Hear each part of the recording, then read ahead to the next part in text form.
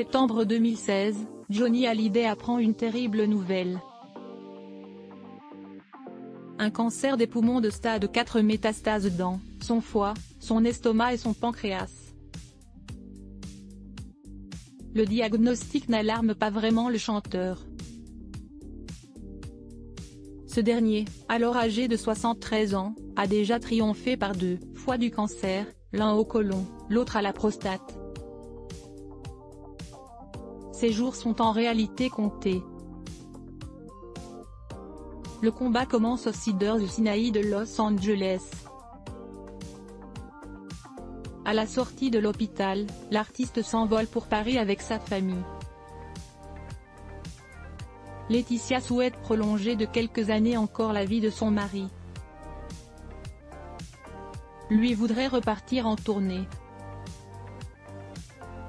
Rien ni personne ne parvient à convaincre le taulier de ne pas reprendre la route, de Lille à Paris, en passant par Dijon.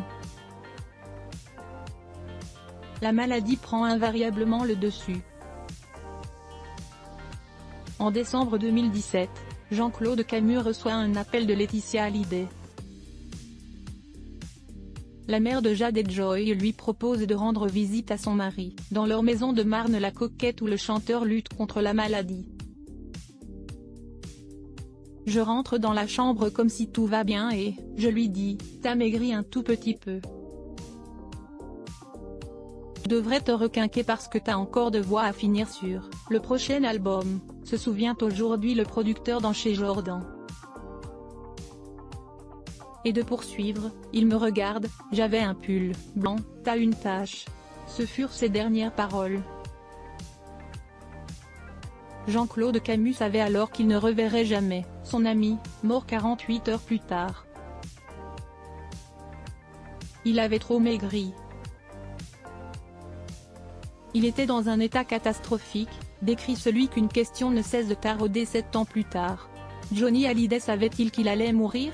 Si Jean-Claude Camus ne sait répondre à cette question, Laura Smith a quant à elle un avis bien tranché. Je pense qu'il ne le savait pas, affirme la fille de Johnny Hallyday et de Nathalie Baye dans une interview récemment accordée à Paris Match.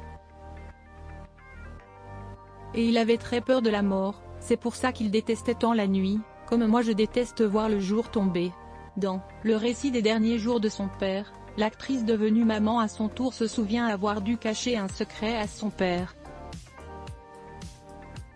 À la clinique Bizet, on nous a annoncé à David,